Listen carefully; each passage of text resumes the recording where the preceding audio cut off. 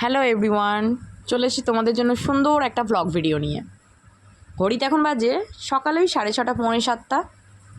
কালকে আছে বিপত্তারিণী মায়ের পুজো। আজ মা আছে বাড়িতে, মানে আজকেই চলে যাবে। মা উঠেছে সেই ভোরবেলা 5টার সময়, উঠে অনেক কাজ টাজ করছে। আমি নাক ডেকে ঘুমাচ্ছিলাম। এই 6:30 পৌনে 7টা বাজতে আমি ঘুম থেকে উঠলাম। উঠে রান্নাঘরে এসে দেখে আমি তো পুরো অবাক। সমস্ত পরিষ্কার করে মায়ের ভাত, আলু সিদ্ধ, পেঁপে আলুর তরকারি, ডাল সিদ্ধ সব করে ফেলেছে। মেয়ে তার কালকে সারাদিন লুচি খেয়েছে, আজকে সকাল সকাল তাকে ভাত খাওয়াতে হবে, তার জন্য মা রান্না চাপিয়ে ফেলেছে। এদিকে আমি তো মুখ ধুয়ে আসতেই মা আমাকে চা দিয়ে দিল, আর সাথে কালকের লুচি রাখা ছিল, ওকে তো সেই রাতে লুচি করে দিয়েছিলাম, সেই লুচি সকালের জন্য কয়েকটা রেখে দিয়েছিলাম। আর বাসি লুচি দিয়ে চা খেতে না দুর্দান্ত লাগে।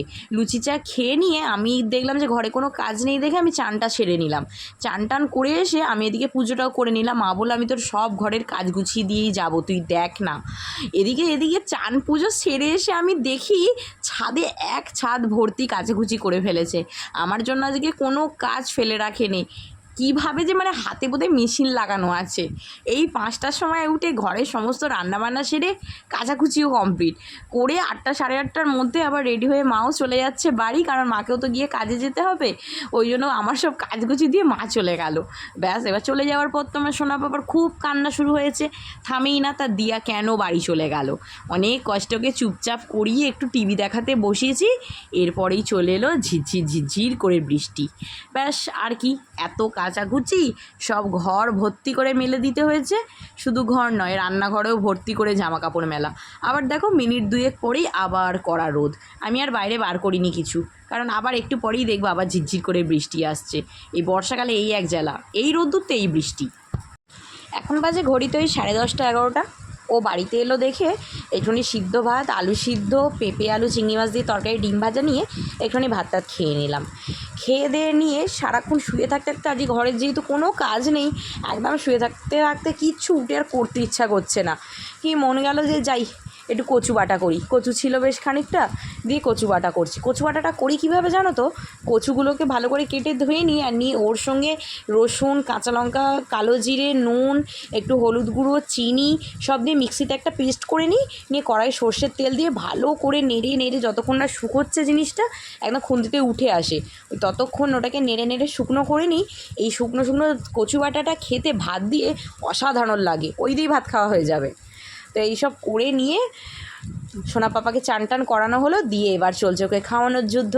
ওকে ভাত খাওয়াতে তো পুরো আমার 1 ঘন্টা পার হয়ে যায়। এই ও খেতে চাইবে না, আর আমি জোর করে খাওয়াবো। ওকে খাওয়া দাওয়া মিটিয়ে, আর আজকে অনেকটা বেলায় যেহেতু ভাত খেয়েছি দেখে আমাদের খিদে ছিল না, ওই জন্য আমরা দুজন প্রায় 3টে নাগাদ দুপুরের ভাত খেতে বসলাম।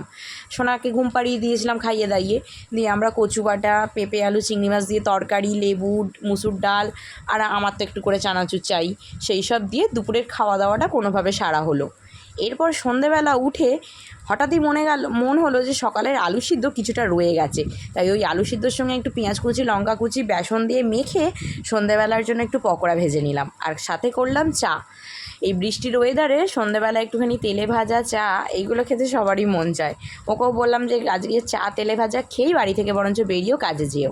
ও কাজে বেরিয়ে যেতে আমার আর কিচ্ছু করতে ভাল লাগছিল না, খালি আমার মনে হচ্ছে শুয়ে পড়ি। কিচ্ছু ইচ্ছাই করছে না আজকে। সোনা বাবাকে তো পড়তে বসাতে হবে, ওকে আবার 2 দিন 3 দিন যদি পড়া বন্ধ দিয়ে দিই, ব্যাস একটা করে অক্ষর ভুলে যাবে। ওই জন্য রোজ পড়াতে বসানোটার চেষ্টা করি। তো পড়ানো হলো, ঘর দেখলাম একগলা হয়ে আছে, এত কাচাকুচি হয়েছিল, সেই সবগুলো গুছিয়ে নিলাম ঝটাপট।